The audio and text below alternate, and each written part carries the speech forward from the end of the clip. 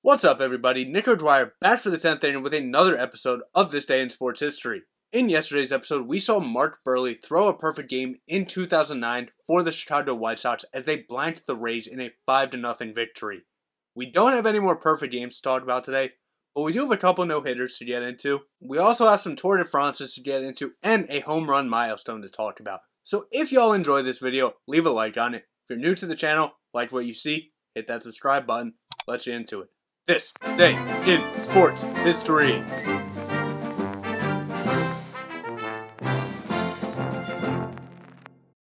We start out today in 1886 in Major League Baseball, and Adonis Terry would throw his first of two no-hitters as the Brooklyn Rays would defeat the St. Louis Browns 1-0. Again, stats are hard to come by from back then, so that's all I have on that one. We move up to the 20th century. In 1904, at the second edition of the Tour de France, it was won by Henry Cornet of France, and this would be his only victory in the Tour. 1 year later, in 1905, at the International Lawn Tennis Challenge, Lawrence Doherty and Reggie Doherty would defeat Holcomb Ward and Beals Wright 8-10, 6-2, 6-2, 4-6, 8-6 to give the British Isles an unpassable 3-0 lead over the United States. They would end up sweeping the US, winning 5-0. 3 years later, at the London Olympics, we have an Olympic record in the marathon when Johnny Haynes would win the marathon in 2 hours, 55 minutes, 18.4 seconds. This would be broken though next Olympics. We go back to the Tour de France in 1921, and Leon Skyer would get his only Tour victory. Before that tour, we just talked about an Olympic record. Now we move up to a world record in 1931, and it's a name we're pretty used to on this channel. Pavel Nurmi runs the world record 2-mile run in 8 minutes, 59.6 seconds. But we go right back to the tour in 1949, and Fausto Coppi would get his first of 2 victories in the tour. Now we have another record to talk about. In 1952, Emil Zatopek would run the Olympic record 5K in 14 minutes 6.6 seconds. This would be broken in the next Olympics though. 4 years later, in Major League Baseball, first baseman Hank Greenberg and infielder Joe Cronin would be inducted into the Hall of Fame, and with this, Hank Greenberg would become the first Jewish player to be inducted into the MLB Hall of Fame. Now we have some PGA championships to talk about. We start in 1956. Jack Burke Jr. would win his second major championship of the season, 3-2 over Ted Kroll. This would also be his second major of his career. Stay at the PGA Championship 4 years later in 1960. Jay Hebert, with a score of 1 over, would win his only major, 1 stroke ahead of runner-up Jim Ferrier. Move to 1966, but stay at the PGA. Al Gieberger, with an even par, would win his only major title, 4 strokes ahead of Dudley Weissong.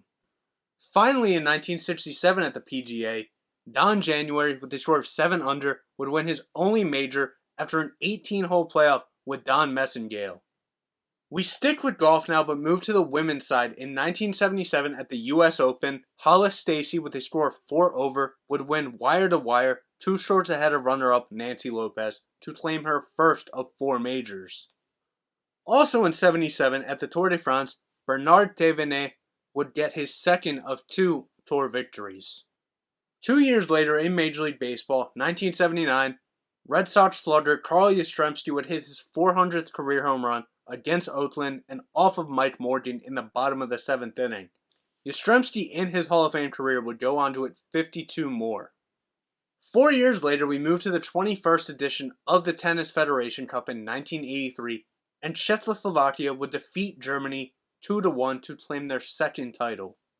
Also in 1983, this time in Major League Baseball, George Brett's home run would be disallowed against the Yankees in the infamous Pine Tar game. However, American League President Lee MacPhail would decide that George Brett's Pine Tar home run should count, and the remainder of the game would take place on August 18th, when the Royals would defeat the Yankees 5-4. Finally, in 1983, at the 70th Tour de France, Laurent Fignon would get his first of 2 straight titles and 2 overall. We stay at the Tour, this time in 1988, and Pedro Delgado would get his only Tour victory. Also in 1988, at the US Open on the women's side, Lissalette Newman, with a score of 7 under, would win her only major title, 3 strokes ahead of runner-up Patty Sheehan.